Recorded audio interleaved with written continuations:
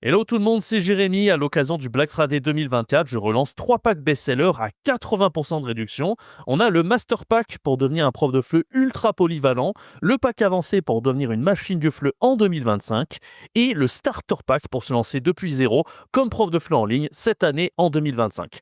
N'hésitez pas, c'est le premier lien dans la description pour débloquer la réduction de 80%. Je vous l'ai dit, voilà, pendant une grosse semaine de Black Friday. Tout de suite, la vidéo du jour.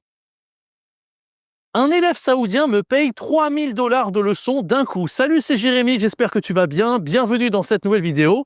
On est officiellement à Séoul, en Corée du Sud, dans un parc magnifique avec les couleurs de l'automne. J'espère que tu apprécies. Ça y est, on a quitté les pays chauds, plus en Vietnam, plus en Thaïlande. Et aujourd'hui, j'aimerais te parler d'une anecdote, celle d'un élève saoudien qui m'a payé 3000 $ de leçons d'un coup, comme ça, du jour au lendemain. Je me réveille un matin et je vois une notification sur Italki, 300 notifications d'un coup. Je me dis, qu'est-ce qui se passe? Il y a un bug sur la plateforme. Et non, l'élève m'avait pris plus de 3000 $ de leçons d'un coup, étalé sur 6 mois. Alors, j'en revenais pas à mes yeux ce jour-là. Je me suis dit, qu'est-ce que je vais faire? Et c'est ce que je vais te raconter. Je vais t'expliquer quelles leçons et surtout quelles décisions j'ai prises pour cette vidéo. Reste bien jusqu'à la fin. Il y aura pas mal de choses dont je vais te parler, de comment arriver à convaincre un élève, d'avoir sur le long terme des leçons et surtout la stratégie, parce que tu vas voir que j'ai fait aussi des erreurs au passage. Reste bien jusqu'à la fin. Avant de commencer, n'hésite pas à laisser un bon like, t'abonner, activer la cloche. Je fais une vidéo par jour pour t'aider à gagner en compétences, devenir plus polyvalent en tant que prof et voyager partout dans le monde. Peut-être que si tu veux aller en Asie ou en Corée du Sud, au Vietnam, en Thaïlande, comme j'ai été il y a quelques temps, eh bien, c'est peut-être la chose qu'il te faut. On n'aura pas toutes les vidéos que je vais faire en Asie en ce moment. Alors, donc, je veux commencer par le commencement. C'était une fois, tu vois, j'étais sur Italki, puis j'avais ouvert mes leçons d'essai. Les leçons d'essai, tu sais, c'est ce qui sert justement à avoir un premier aperçu avec l'étudiant. Donc, pendant 20-30 minutes, tu lui fais un petit cours gratuit. Enfin, c'est pas tout à fait gratuit, c'est quelques euros. Et ensuite, suite à ça, tu peux vendre une ou plusieurs leçons à un apprenant. Tu vois, c'est ce qu'on faisait souvent sur les plateformes à l'époque. Ce que j'ai décidé de faire avec cet apprenant, donc j'ai un apprenant nouveau qui me demande une leçon d'essai. C'est un élève saoudien, assez sympathique. Et puis, j'ai une première leçon d'essai avec lui. Alors, je fais comme d'habitude, je pense que tu sais ce que je fais dans les leçons d'essai. Pour moi, je fais toujours, premièrement, un brise-glace pour faire connaissance. Il faut vraiment créer du lien avec l'apprenant pour la première leçon, voir qu'on est sympathique, qu'on est professionnel aux yeux des apprenants. Et ensuite, au bout des 25 minutes, 30 minutes, je fais un feedback sur le niveau de l'apprenant. Je lui dis, voilà ce que tu sais faire, voilà où moi je peux t'emmener. Bien sûr, il faut envoyer un maximum de valeur pendant ce cours-là et il faut aussi sympathiser. Donc, c'est vraiment les deux objectifs dans le cours d'essai. Donc, c'est ce que j'ai fait avec cet apprenant, tu vois. J'ai commencé à lui donner quelques petites leçons, etc. Je regardais pas ma montre, très important aussi quand tu fais une leçon d'essai. T'es pas à 1 minute, 2 minutes ou 5 minutes près. Vraiment, ça m'arrivait mes fois de déborder de 5-10 minutes. Parce que le but, tu sais, c'est montrer que tu avais envie vraiment de faire progresser l'apprenant. Donc, à l'époque, je me rappelle, je regardais vraiment pas ma montre. Et puis, à la fin, je dis, voilà ce que tu peux faire. Il faut que je t'apprenne de ça à ça. Moi, j'utilise telle méthode, je fais de cette façon. Je lui avais expliqué ma méthode par dossier, que j'utilisais des manuels, par exemple, pour le faire progresser, alter ego, etc. Et il avait bien aimé ma première leçon et je lui avais apporté beaucoup de valeur. Et lui disait, OK, moi, je suis intéressé pour être là avec toi à long terme parce que moi, ce que je veux, c'est immigrer au Canada. Donc, j'ai vraiment besoin d'atteindre un niveau B2 en 6 mois. Et il était niveau A0 à 1, donc vraiment débutant total. Et moi, je dis, il n'y a pas de souci, moi, je vais t'aider à atteindre niveau B2 en 6 mois. Et il a vu vraiment concrètement comment je vais l'aider à faire. C'est ça qui l'a motivé aussi, c'est qu'il a eu beaucoup de valeur pour cette leçon-là. Et puis, il savait vraiment où il allait. Donc, ce qui s'est passé, c'est qu'assez rapidement, il dit, OK, moi, j'aimerais prendre une leçon complète avec toi, maintenant que j'ai bien aimé la leçon d'essai. Et donc, il a dit, je lui ai dit, OK, pas de problème, prends une leçon quand tu veux, une leçon complète. Donc, le gars, il a commencé à réserver. 2 jours plus tard, il prend une leçon complète. Là, je lui fais la leçon classique, donc je lui apprends l'alphabet, je lui apprends les bases du français, je lui apprends les bases, comment s'exprimer, se présenter, etc. Il aime bien, en plus, c'est assez logique, c'est assez cohérent, c'est bien construit, on va d'un point A à un point B. Je me rappelle que ça lui avait bien plu à ce moment-là. Et puis là, il dit, OK, moi, tu me conviens comme prof, j'aimerais aller à long terme avec toi. Est-ce que tu penses qu'on peut aller jusqu'au niveau B2 ensemble, quitte à ce que ça prenne plusieurs mois? Combien de temps ça va prendre? Il me demande. Je dis, je pense que ça prendra 6 mois. C'est à peu près le temps qu'il faut pour atteindre un très bon niveau, un niveau B, B2 ou C. En général, si tu fais vraiment des leçons toutes les semaines et que tu es très assidu, que tu fais bien tes devoirs, que tu travailles le français en dehors, tu peux largement atteindre un niveau B2 en 6 mois pour un apprenant. Moi, j'ai vu ça à l'époque déjà, même à l'Alliance française, ceux qui avaient des leçons quasiment tous les jours, qui travaillaient très sérieusement le français.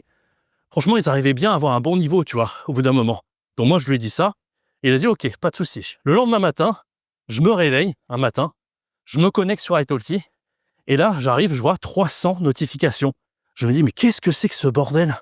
Je croyais que c'était un bug au niveau de la plateforme.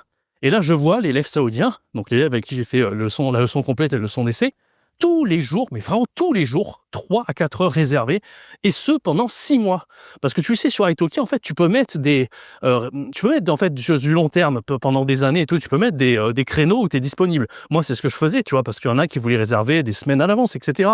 Mais je pensais pas que quelqu'un allait réserver au moins sur 6 mois. Et lui, c'est ce qu'il a fait. Il a pris, de mémoire, 3 500 $ de leçons, étalé sur 6 mois et 3 à 4 heures par jour.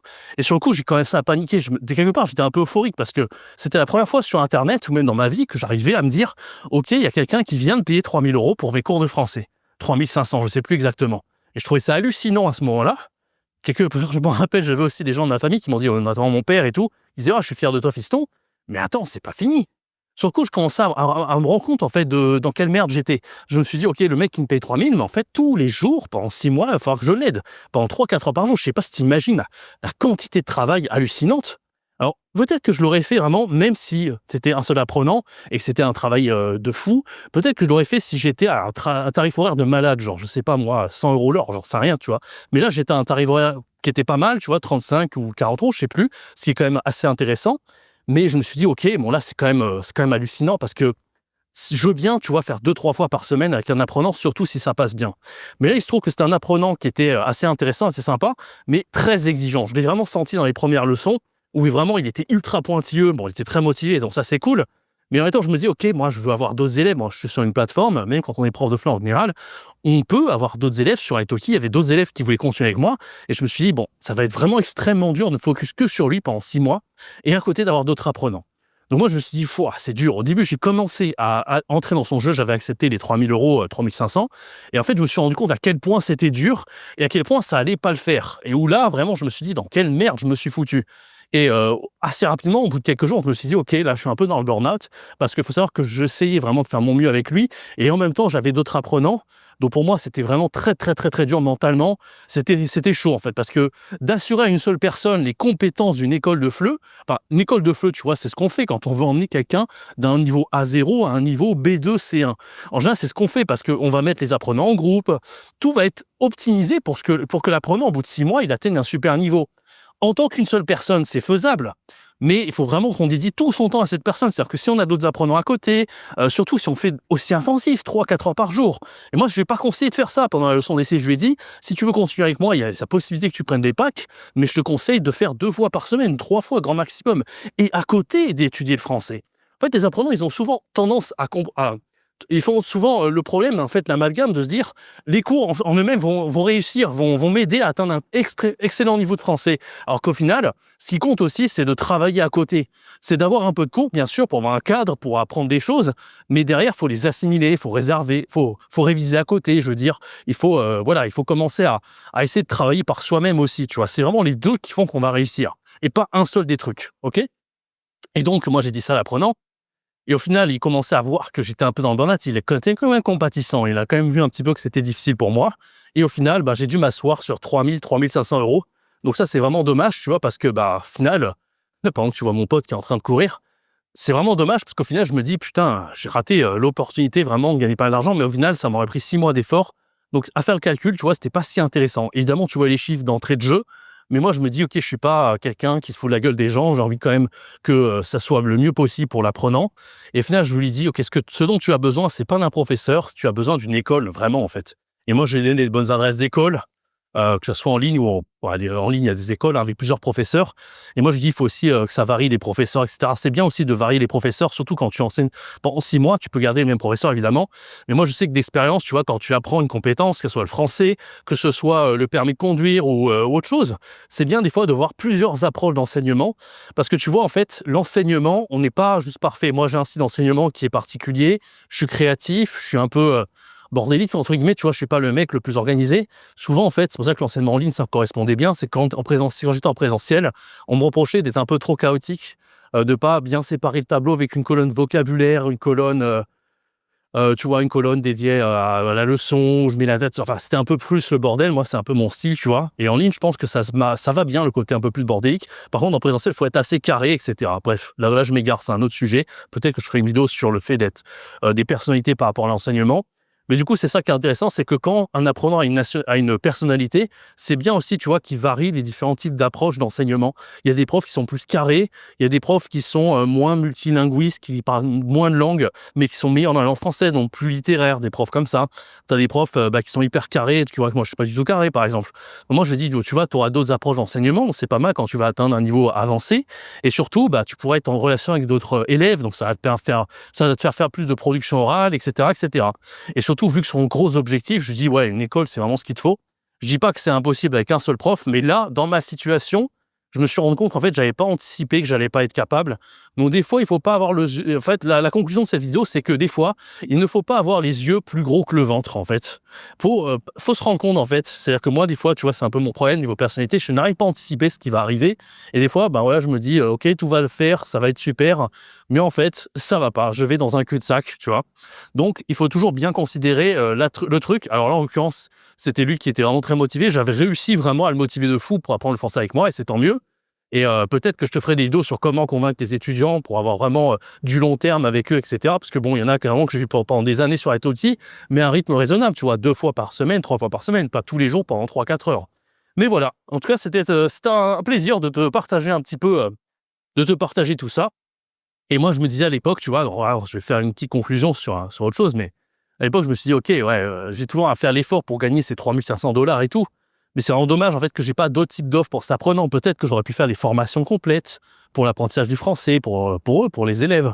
Peut-être que, en fait, j'aurais pu créer des choses où j'avais pas besoin, en fait, de fournir tous ces efforts.